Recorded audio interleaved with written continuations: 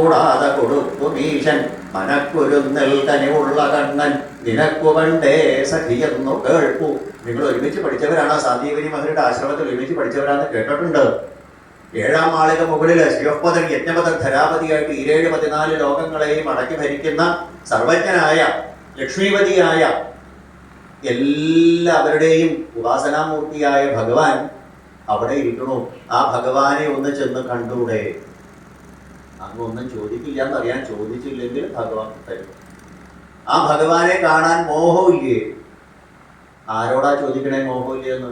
ഭഗവാനെ തന്നെ 24 മണിക്കൂർ ധ്യാനിച്ചുകൊണ്ടിരിക്കുന്ന സുധാമാവിനോട് ഭക്തി ചോദിക്കുക, ഭഗവാനെ കാണാൻ മോഹമില്ലേന്ന്. മോഹമുണ്ട്. നാളെ എന്നായിട്ട് ഭഗവാനെ കാണാൻ ഇത്ര നാളും പുറപ്പെടാണ്ടിരിക്കുക. എന്താ കാരണം? ഈ പ്രാരബ്ധം എന്നൊരു സാധനമുണ്ട്. അത് തീർന്ന ഒരു സമയമുണ്ട്. ആ സമയം വന്നാലേ ഭഗവാനെ കാണാൻ പറ്റുള്ളൂ. നാളെ ആവാം, അത് കഴിഞ്ഞിട്ടാവാം, ഇത് കഴിഞ്ഞിട്ടാവാം. ഈ പ്രാരബ്ധം എന്നുള്ളത്, കർമ്മ പ്രാരബ്ധം വന്നു കഴിഞ്ഞാൽ അത് അനുഭവിച്ച് തന്നെ തീരണം. അതിന് കോംപ്രമൈസ് ഇല്ല. നമ്മൾ എന്ത് വഴിപാട് നടത്തിയാലും, എവിടെ ചെന്ന് ഏത് കോവിലിൽ തൊഴുതാലും ആ പ്രാരബ്ധ കർമ്മം തീരില്ല, മാറില്ല, ഇല്ലാണ്ടാവില്ല. സംശയിക്കണ്ട.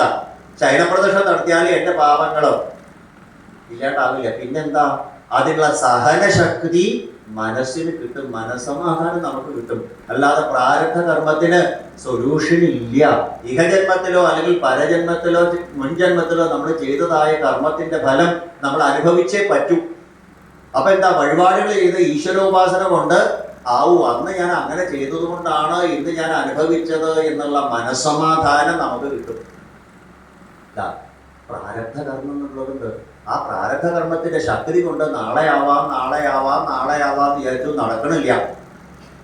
ഏതായാലും പോവാം എന്ന് തീരുമാനിച്ചു. അയം ഹി പരമോ ലാഭ ഉത്തമ ശ്ലോക ദർശനം. ഒരു മനുഷ്യന്റെ പരമമായ ലക്ഷ്യം എന്താ? ഭഗവാനെ ചെന്ന് കാണുക. അതല്ലേ 108 ദിവ്യദേശങ്ങളിൽ പെട്ട ആ ലക്ഷ്മണ പെരുമാളെ കാണാൻ പരദേശത്തു നിന്ന് എത്ര ആൾക്കാരാ ദിവസം വരണേ? എന്താ കാരണം? അയം ഹി പരമോ ലാഭ ഉത്തമ ശ്ലോക ദർശനം. ആ ഭഗവാനെ, ആ പെരുമാളെ ചെന്ന് കാണാന്നുള്ളതാണ് ഒരു മനുഷ്യന്റെ ജീവിതത്തിലെ ഏറ്റവും വലിയ ഭാഗ്യം. എന്തിനാ ബദരിയാശ്രമത്തിലേക്ക് പോണേ? എന്തിനാ കൈലാസത്തിലേക്ക് പോണേ? എന്തിനാ തീർത്ഥാടനം നടത്തണേ? അയം ഹി പരമോ ലാഭ ഉത്തമ ശ്ലോക ദർശനം. ഭഗവാനെ കാണാനാണ് ഈ 2 കണ്ണു നിൽക്കുന്നത്. ഗോപികമാരെന്താ പറഞ്ഞത്? പക്ഷുണ്ണതം ഫലമിതം. കണ്ണുകളുടെ സാഫല്യം എന്താ? ഭഗവാനെ കാണാൻ. കണ്ണനെ കാണാതെ കണ്ണന്തിനാ? എന്ന് പറഞ്ഞു ആ സൂതശരണക സംവാദത്തില്. കണ്ണുണ്ടായാൽ ഭഗവാനെ കാണാത്ത കണ്ണാണെങ്കിൽ മയിൽപ്പീലി പോലെ അതിമനോഹരമായ കണ്ണ. അവന്റെ കണ്ണുകൾ നോക്കൂ, അവളുടെ കണ്ണുകൾ നോക്കൂ. ചെന്താമരപ്പൂവിന്റെ ഇതളുകൾ പോലെ മനോഹരമായ കണ്ണ്. ഗുഡ് ഫോർ നത്തിങ് എന്നാ പറഞ്ഞത് ഭഗവാനെ കാണാൻ പറ്റിയില്ലെങ്കിൽ.